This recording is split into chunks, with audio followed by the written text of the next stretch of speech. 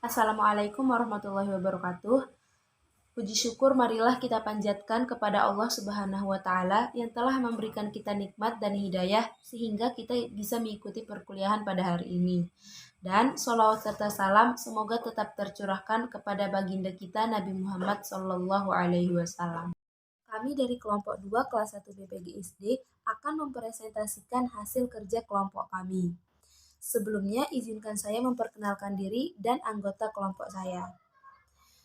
Nama saya Aulia Salsabila selaku moderator, kemudian Saudari Aina Tajriya sebagai pemateri pertama, kemudian Aprilia Rahmi sebagai pemateri kedua, Aulia Nurani sebagai pemateri ketiga, lalu ada Ainun Toharoh sebagai pemateri keempat, dan Konita Al-Ismah sebagai pemateri terakhir.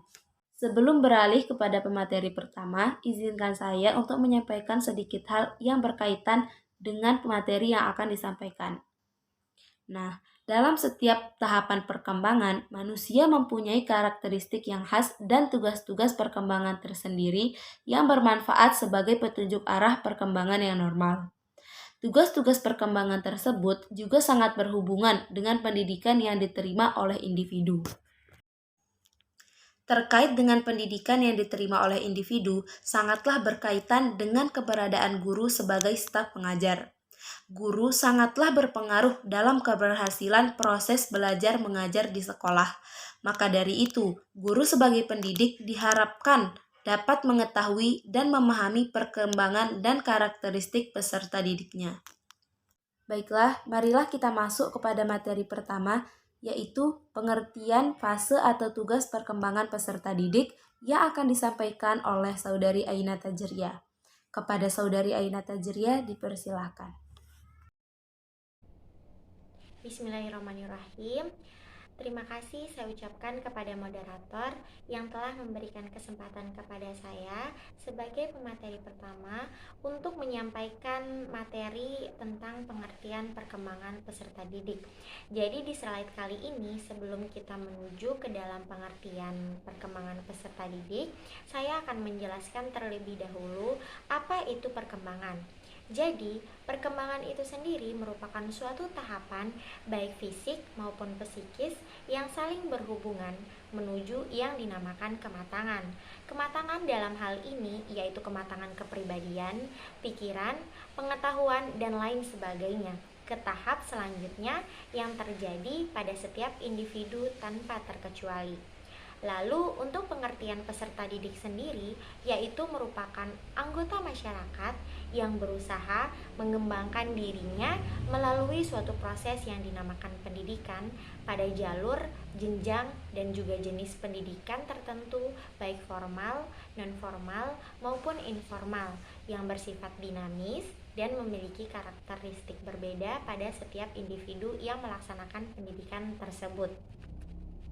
Jadi dapat kita simpulkan bahwa perkembangan peserta didik merupakan atau memiliki arti yaitu suatu tahapan perubahan seorang peserta didik, dalam hal ini adalah siswa sekolah dasar, baik dalam pengetahuan, kepribadian, pola pikir, hubungan antar sosial, moral, fisik maupun psikis, dan lain sebagainya ke tahap selanjutnya yang saling berkesinambungan dan juga berhubungan menuju suatu yang dinamakan kematangan peserta didik itu sendiri. Baik, sekian dari saya serahkan kepada moderator. Terima kasih kepada Saudari Aina Tajriya. Selanjutnya materi kedua tentang tugas perkembangan peserta didik yang akan disampaikan oleh Saudari Aprilia Rahmi. Kepada Saudari Aprilia Rahmi dipersilahkan. Selanjutnya, saya akan menjelaskan tugas perkembangan peserta didik usia SD. Tugas perkembangan atau development task menurut Happengers adalah tugas-tugas yang harus dipecahkan dan diselesaikan oleh setiap individu pada setiap periode perkembangannya agar individu menjadi berbahagia. Adapun tugas perkembangan pada anak usia sekolah dasar menurut Happengers antara lain: yang pertama, belajar keterampilan fisik yang dibutuhkan dalam permainan. Selama waktu ini, anak belajar menggunakan otot-ototnya untuk mempelajari berbagai keterampilan dalam menguasai suatu permainan, seperti permainan sepak bola, lompat tali, berenang, dan sebagainya. Hal ini penting karena melalui permainan anak belajar berbagai hal. Selanjutnya, belajar membentuk sikap positif yang sehat terhadap dirinya sendiri sebagai makhluk biologis. Dalam hal ini, anak sudah paham dan mampu mengembangkan kebiasaan hidup sehat dengan membiasakan diri memelihara kebersihan, kesehatan, dan keselamatan diri serta lingkungannya. Yang ketiga, belajar bergaul dengan teman sebaya. Dengan masuknya anak ke sekolah akan menuntut anak untuk melakukan interaksi sosial dengan teman sebayanya. Hal ini bertujuan untuk mengembangkan sikap sportivitas, menghargai orang lain, membedakan hak dan kewajiban dalam berinteraksi dengan teman sebayanya. Selanjutnya yang keempat ada belajar untuk melakukan peranan sosial sebagai laki-laki dan wanita. Pada usia 9 dan 10 tahun, anak mulai menyadari peranan sesuai dengan jenis kelaminnya. Anak perempuan menunjukkan tingkah laku mereka sebagai perempuan, demikian pula dengan laki-laki. Pada masa ini juga, anak sudah menunjukkan ketertarikan terhadap sesuatu sesuai dengan jenis kelamin mereka. Misalnya, anak perempuan senang bermain boneka dengan anak perempuan lainnya, dan anak laki-laki senang bermain bola dengan teman laki-laki lainnya. Selanjutnya yang kelima, belajar menguasai keterampilan dasar membaca, menulis, dan berhitung. Masa ini, anak SD sudah mampu untuk membaca dasar, menulis, dan berhitung. Karena perkembangan kognitif dan biologis anak sudah matang untuk bersekolah, maka anak telah mampu mempelajarinya di sekolah. Yang keenam, belajar mengembangkan konsep yang dibutuhkan dalam kehidupan anak. Pada masa ini, anak hendaknya mempunyai berbagai konsep yang diperlukan dalam kehidupan sehari-hari, seperti konsep agama, konsep ilmu pengetahuan, konsep perbandingan, konsep adat istiadat, dan sebagainya. Mempelajari berbagai konsep bertujuan agar anak dapat berpikir efektif untuk memudahkan dalam memahami tentang pekerjaan sehari-hari. Yang ketujuh, belajar mengembangkan moral, nilai, dan kata hati. Pada usia SD, anak hendaknya diajarkan bagaimana mereka mengontrol tingkah laku sesuai nilai dan moral yang berlaku. Anak hendaknya dapat menaati peraturan, menerima tanggung jawab, dan mengakui adanya perbedaan antara dirinya dan orang lain. Yang kedelapan, belajar mencapai kemandirian dan kebebasan pribadi. Tugas perkembangan pada masa ini adalah untuk membentuk pribadi yang otonom, tanpa bergantung pada orang lain dalam mengambil keputusan yang menyangkut dirinya maupun peristiwa lain dalam kehidupannya. Yang terakhir, belajar mengembangkan sikap positif terhadap kelompok dan lembaga sosial. Pada masa ini, anak mampu belajar untuk menyadari keanggotaannya sebagai masyarakat sekolah. Anak juga harus mampu belajar mematuhi aturan-aturan sekolah dan mampu menyeimbangkan antara keinginannya untuk melakukan kebebasan dengan kepatuhannya terhadap kekuasaan orang tua, guru, maupun orang dewasa lainnya. Adapun menurut kajian psikologi, tugas perkembangan anak usia sekolah dasar meliputi perkembangan kognitif. Perkembangan kognitif ini antara lain, yang pertama ada pengurutan, di mana anak mampu untuk mengurutkan objek menurut ukuran, bentuk, atau ciri lainnya. Yang kedua ada klasifikasi, di mana anak mampu untuk memberikan nama dan mengidentifikasi benda. Selanjutnya yang ketiga disentering, di mana anak mengembangkan berbagai aspek untuk memecahkan masalah. Yang keempat ada reversibility, di mana anak memahami bahwa jumlah atau benda-benda dapat diubah kemudian kembali ke keadaan awal. Yang kelima, konservasi, memahami bahwa kuantitas, panjang, atau jumlah benda-benda adalah tidak berhubungan dengan pengaturan atau keterampilan dari objek atau benda-benda tersebut. Yang terakhir, penghilangan sifat egosentrisme, bertujuan supaya peserta didik memiliki kemampuan untuk melihat sesuatu dari sudut pandang orang lain. Sekian yang dapat saya sampaikan, kurang lebihnya mohon maaf. Terima kasih kepada Saudari Aprilia Rahmi. Selanjutnya, materi ketiga tentang faktor-faktor yang mempengaruhi pencapaian tugas perkembangan peserta didik pada sekolah dasar, yang akan disampaikan oleh Saudari Aulia Nurani. Kepada Saudari Aulia Nurani, dipersilahkan.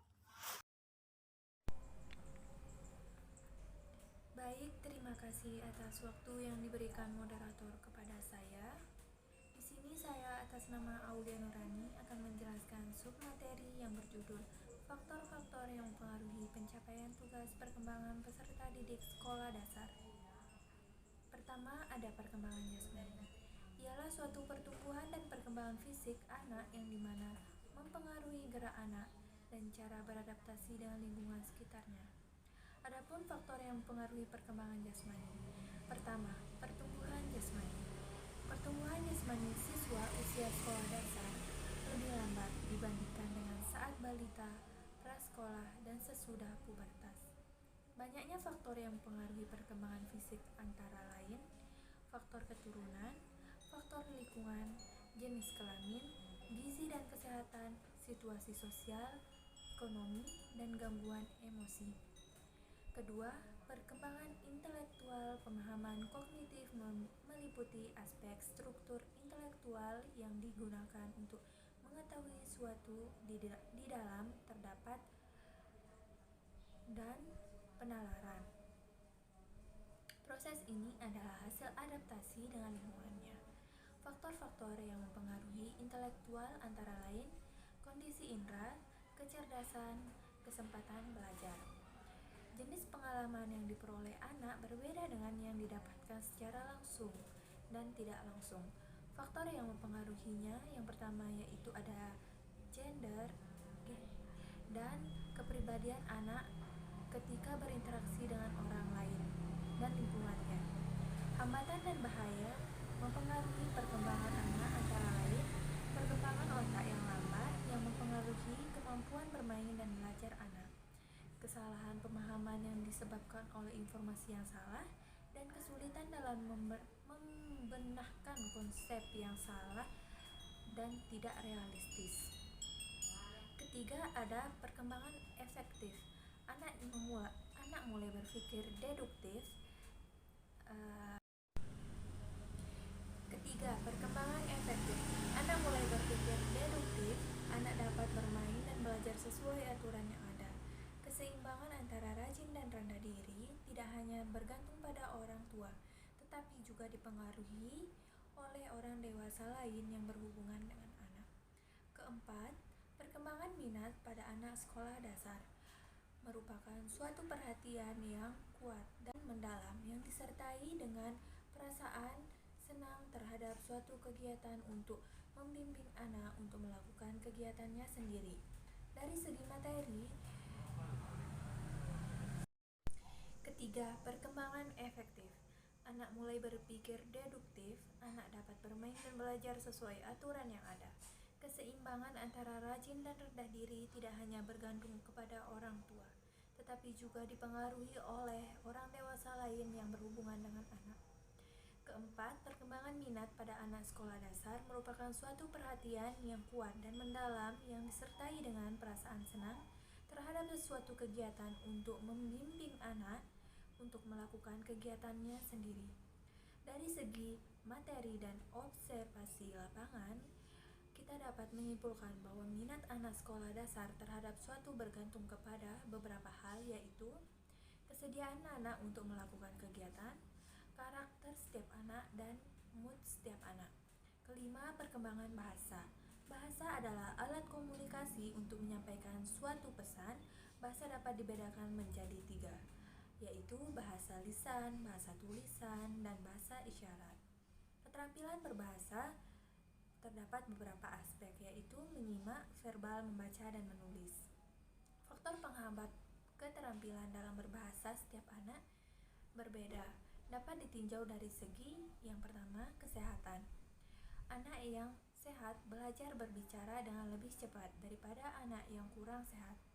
Kecerdasan.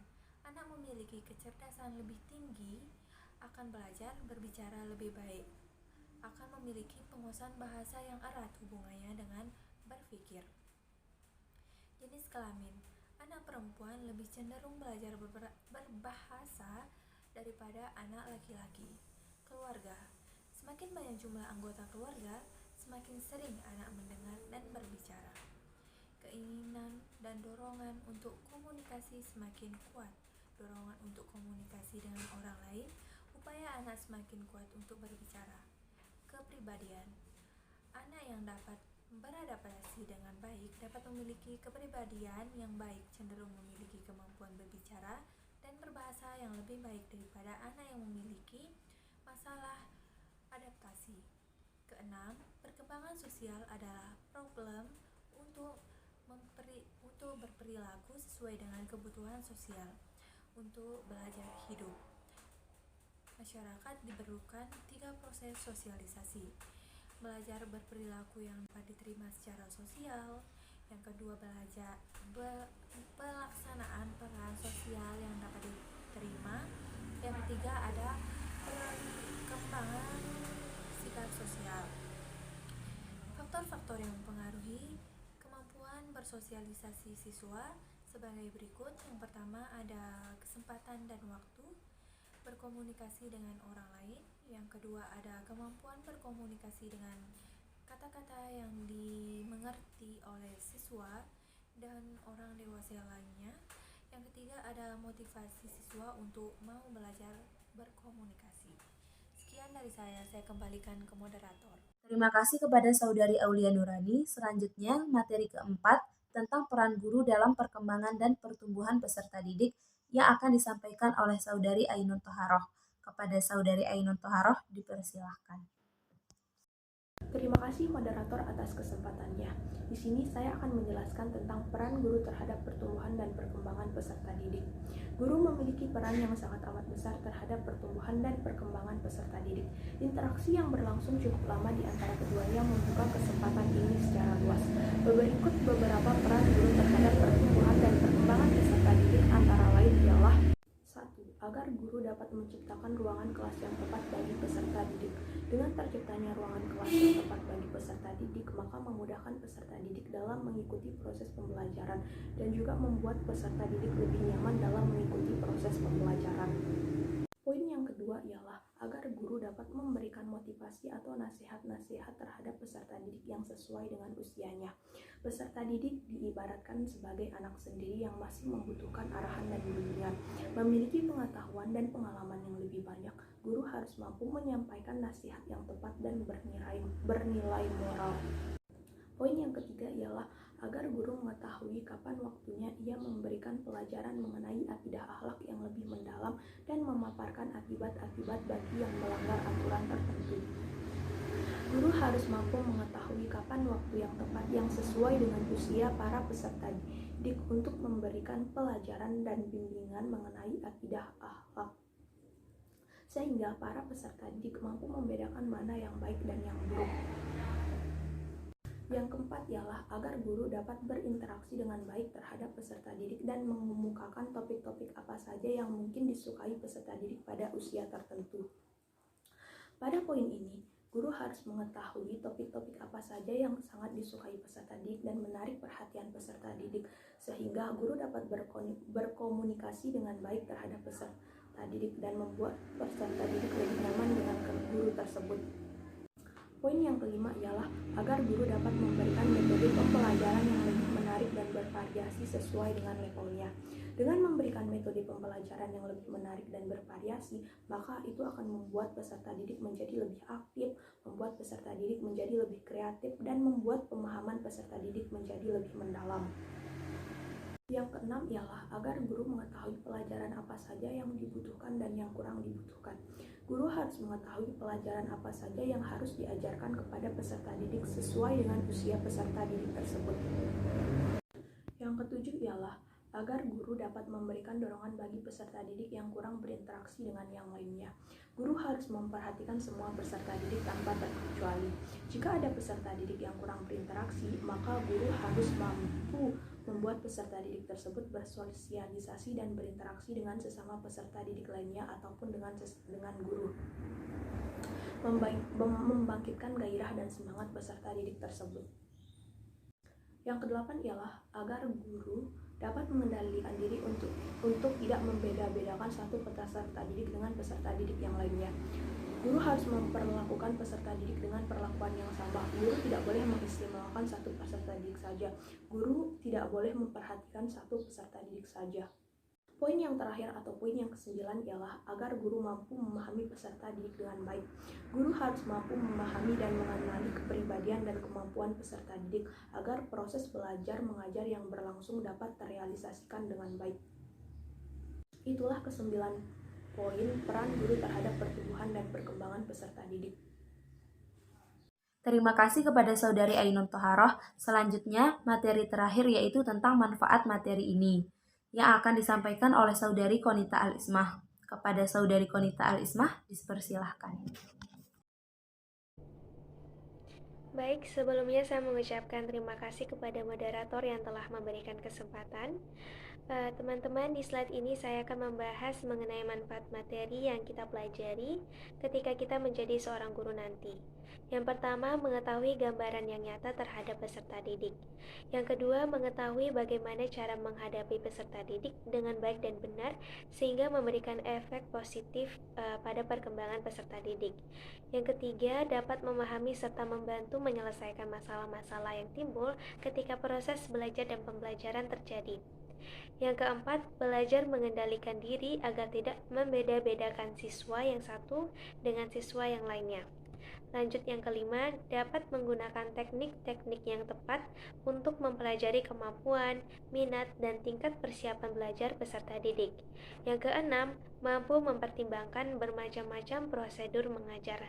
Dan yang terakhir, mampu menganalisis dan meneliti cara belajar, kekuatan dan kelemahan belajar dari para peserta didiknya. Sekian, saya kembalikan ke moderator. Terima kasih kepada pemateri terakhir yaitu Saudari Konita Al-Ismah. Dengan berakhirnya penyampaian materi dari Saudari Konita Al-Ismah, maka berakhir pula presentasi dari kelompok 2 pada hari ini. Kurang dan lebihnya kami mohon maaf yang sebesar-besarnya dan kami ucapkan terima kasih kepada Ibu dosen dan teman-teman yang telah menonton. Sekian, wassalamualaikum warahmatullahi wabarakatuh.